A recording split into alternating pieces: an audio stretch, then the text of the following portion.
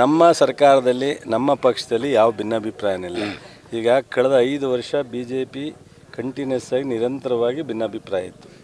ನಮಗೆ ನೀವಂದ್ರಿ ಇವರು ಸೀಟ್ ಹಂಚಿಕೆನಲ್ಲೇ ಸಿದ್ದರಾಮಯ್ಯ ಸಾಹೇಬರು DK ಅವರು ಕುಸ್ತಿ ಆಡ್ತಾರೆ ಅಂದ್ರಿ, ಆಗಲಿಲ್ಲ. ಕ್ಲಿಯರಾಗಿ ಹಂಚಿಕೆ ಆಯಿತು. ಮುಖ್ಯಮಂತ್ರಿ ಆಗೋಣ ಕಿತ್ತಾಡ್ತಾರೆ ಅಂದ್ರಿ, ಅದೂ ಆಗಲಿಲ್ಲ, ಆಯಿತು.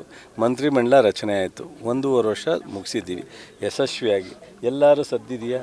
ಮುಖ್ಯಮಂತ್ರಿಯವರು ಉಪಮುಖ್ಯಮಂತ್ರಿ ಎಷ್ಟು ಅನನ್ಯವಾಗಿರ್ತಾರೆ ಅಂತ ನೋಡ್ತಾ ಇದ್ದೀರಾ ನೀವು. ಎಲ್ಲರ ವೇದಿಕೆಯಲ್ಲಿ ಅವರು ಅತ್ತಾಗಿತ್ತಾಗ ಮುಖ ತಿರುಗಿಸಿದ್ದು ನೋಡಿದ್ದೀರಾ, ಖುಷಿಯಾಗಿ. ಬಟ್ ಸೀನಿಯರ್ ಲೀಡ್ರ್ ಇದ್ದಾರೆ ಸಿದ್ದರಾಮಯ್ಯನವರು, ಅವ್ರ ಜೊತೆ ಎಲ್ಲರೂ ಹೊಂದ್ಕೊಂಡು ಹೋಗ್ತಾ ಇದ್ದೀವಿ. ಉಳಿದದ್ದೇನಾದ್ರು ಇದ್ದರೆ ಪಕ್ಷದಲ್ಲಿ ಹೈಕಮಾಂಡ್ ಇದೆ, ತೀರ್ಮಾನ ತಗೋತಾರೆ. ಈಗ ಮುಖ್ಯಮಂತ್ರಿಯವರು ಇದ್ದಾರೆ, ನನಗೆ ಗೊತ್ತಿಲ್ಲ, ಖಾಲಿ ಇಲ್ಲ, ಬದಲಾವಣೆ ಮಾಡಿ ಅಂತ ನಾವು ಕೇಳ್ತಾ ಇಲ್ಲ, ನಮಗೆ ಕೊಡಿ ಅಂತ ಕೇಳ್ತಾ ಇಲ್ಲ. ಬದಲಾವಣೆ ಆಗೋವಂಥ ಡಿಸಿಷನ್ನ ಹೈಕಮಾಂಡ್ ತಗೊಂಡಾಗ ದಲಿತರಿಗೂ ಒಂದು ಅವಕಾಶ ಕೊಡಿ ಅಂತ ಕೇಳ್ತೀವಿ. ಅಂತ ತಪ್ಪು ಅಂತ ಹೇಳೋಕ್ಕಾಗತ್ತಾ?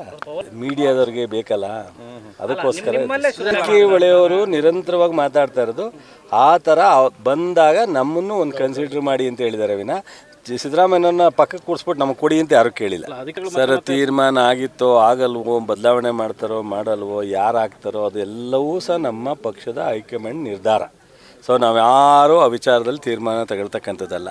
ಮತ್ತು ನಮ್ಮಲ್ಲಿ ಗೊಂದಲ ಇಲ್ಲ. ಮಂತ್ರಿಗಳಾಗಲಿ, ಶಾಸಕರಾಗಲಿ, ಪಕ್ಷದ ಲೀಡ್ರ್ಗಳಾಗಲಿ ಎಲ್ಲರೂ ಹೊಂದಾಣಿಕೆ ಮಾಡ್ಕೊಂಡು ಹೋಗ್ತಾ ಇದ್ದೀವಿ. ಅನಾವಶ್ಯಕವಾಗಿ ಕೆಲವರು ಸೃಷ್ಟಿ ಮಾಡ್ತಾ ಇದ್ದಾರೆ.